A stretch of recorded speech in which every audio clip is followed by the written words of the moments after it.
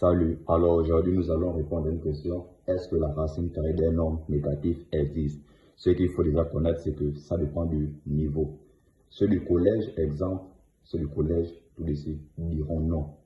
Ils ont tout à fait raison, parce que là-bas, ils n'ont pas encore vu ce outil-là qui leur permet de répondre positivement à cette question. Mais arrivant en terminale, on découvre un nouvel ensemble. Alors, on va vite aller. On dit, dans R, il n'existe pas de nombre réel dont le carré est négatif. Grand R, c'est l'ensemble des nombres réels. Exemple, il n'existe pas de x appartenant à R. X, c'est n'importe quel nombre qu'on peut donner, tel que x au carré égale à moins 4. Que tu prennes moins 2, exemple, au carré, tu auras 4, un nombre positif. Que tu prennes 2 au carré, tu auras 4, un nombre positif. Donc, kx au carré est toujours positif ou nul pour tout x appartenant à R.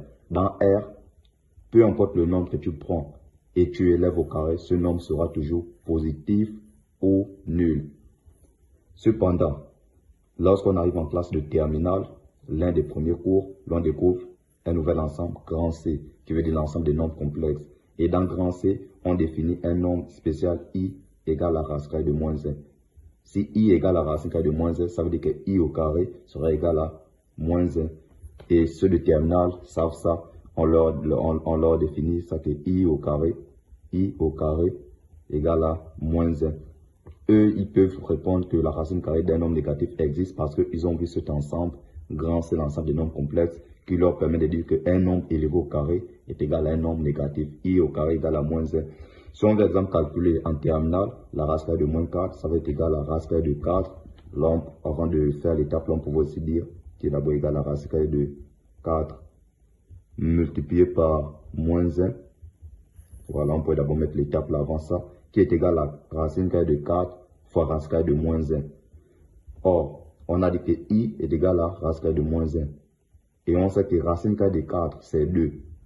Donc, on aura 2 multiplié par racine carrée de moins 1. Donc, 2 multiplié par I, parce qu'on a défini que I est égal à racine carrée de moins 1. Donc, en terminale, on va répondre oui, la racine carrée d'un nombre négatif existe parce qu'on a vu ce nouvel ensemble-là, grand C, l'ensemble des nombres complexes, qui nous permet de dire qu'un nombre élevé au carré est égal à un nombre négatif. Mais lorsqu'on est au collège, et pour être plus rigoureux, même jusqu'en première, là on ne peut pas dire oui parce qu'on est dans grand R, et dans grand R, il n'y a aucun nombre élevé au carré qui est égal à un nombre négatif. Merci, si cette vidéo t'a plu, n'oublie pas de t'abonner, liker, partager, afin que la chaîne puisse évoluer. Et surtout, si tu as des remarques ou des améliorations, mets en commentaire. Merci.